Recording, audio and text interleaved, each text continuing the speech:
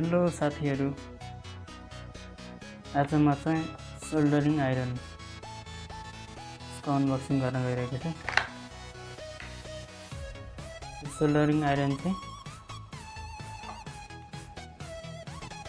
ल्यापटपहरु, computer, mobile कुनै पनि electronic आइटमहरु बनाउनको लागि जोड्न अथवा तताएर निकाल्नको लागि युज हुन्छ र म यसको अनबक्सिङ गर्न गइरहेको छु। लेखेको छ soldering iron. 3-wire grounded iron are ideal for professional service or light electrical work.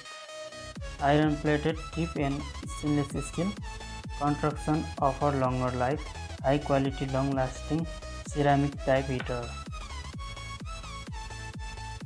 यहाँ चाहिँ PWBS स्पिकर कनेक्टर यिनीहरुको लागि चाहिँ युज हुन्छ भनेर selected professional tool भनेर छ, अरु केही छैन खासमा। र अगाडिपट्टि रहेको छ, यसलाई हामी खोलेर हेरौँ।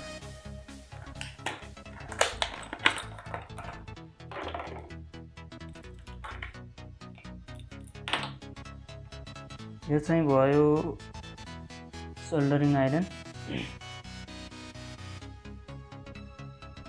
यसको तार चाहिँ खासै धेरै लामो पनि छैन।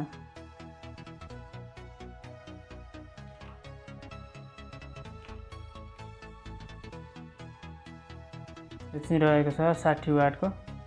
तपाईहरुले मोबाइलहरु बनाउनको लागि युज गर्न चाहनुहुन्छ भने 15 वाटको 25 वाटको देखि 50 वाटसम्मको राम्रो हुन्छ।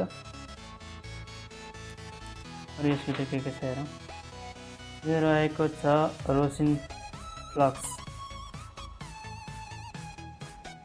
यो चाहिँ यसैको लागि चाहिने गम हो र हामी यसैमा चोप्दै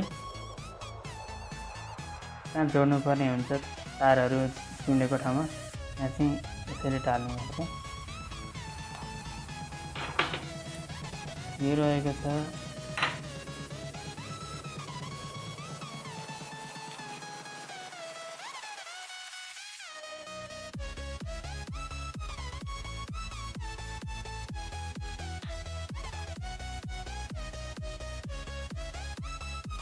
र यो यसकै तार हो र हामी यसलाई तताएर यो पगाल्दै तास्ने जोड्ने गर्छौं।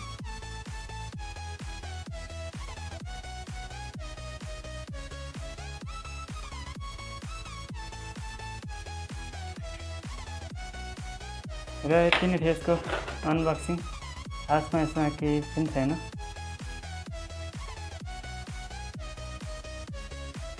तपाईहरुले यो युज गर्दाखेरि यो चाहिँ बेला बेला सफा गरिरहनु पर्ने हुन्छ। यस्तो चाहिँ